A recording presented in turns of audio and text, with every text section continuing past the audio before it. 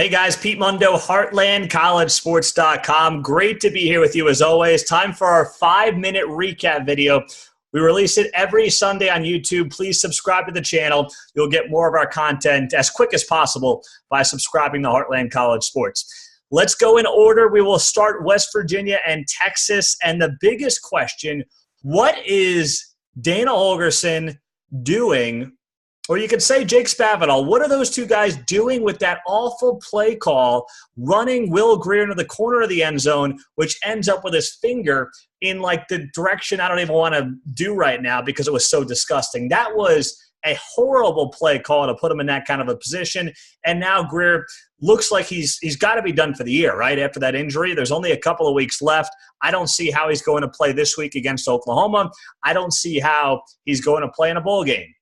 So, way to go, guys. Jake Spavital, the play calling's been kind of weird at times all season long, and that was a disastrous mistake by that offense. And as for Texas, good win. Don't put a lot of stake in it outside of the fact that Sam Ehlinger has to be your guy going forward. Enough of the Shane Buechele. Ehlinger's the guy.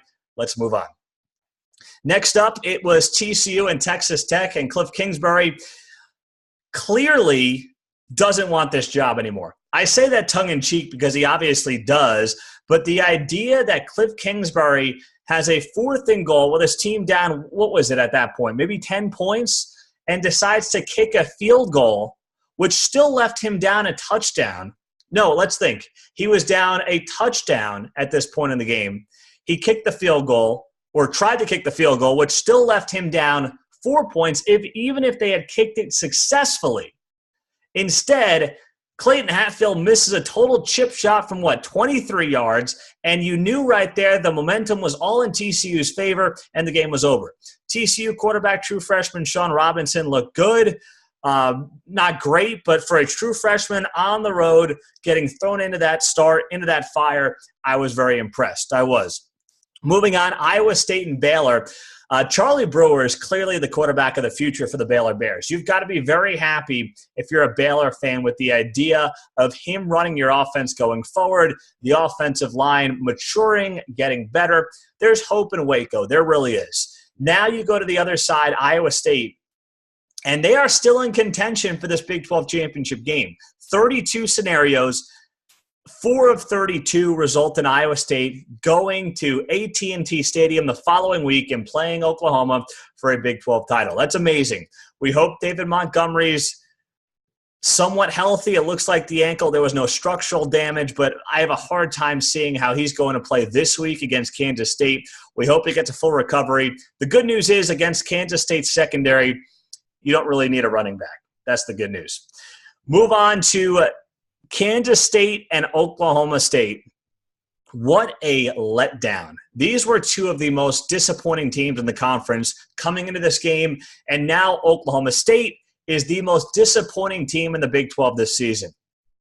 They've got their 3 losses. They're not going to a Big 12 championship game. They're not going to the college football playoff. We knew that a couple of weeks ago. And it is sad when you think about what the expectations were for this Oklahoma State team, that they go out there and they put up such a dump of a performance. They try to make a comeback. It's too little, too late. And if I'm an Oklahoma State fan, I am beside myself about how much the season completely unraveled, completely let me down. And I know there's a lot of good pieces coming back next season, but you know what? It is not going to be – maybe you get another 9-win season next year, but you are not going to have the expectations you had this year, and it's beyond disappointing based on what we thought this team could do back in July and August. It really is. Final game of the week, Oklahoma and Kansas. Not much to say about what happened on the field. Pretty much went exactly as we would have expected. The storylines were off the field where Baker Mayfield – gave a little crotch grab there and set off fireworks among snowflake country as if this was the most despicable thing an athlete has ever done that happened to be caught on camera. Let me ask you, it was caught on camera. It was wrong, I guess you would say that. But what about when coaches curse, drop F-bombs, players, whatever it might be? Sometimes it gets caught, sometimes it doesn't. Is that any worse than what Baker Mayfield did? Or are we offended because he got caught? These are grown men playing a game with a lot of emotion, a lot of testosterone. Get over it. Please get over it.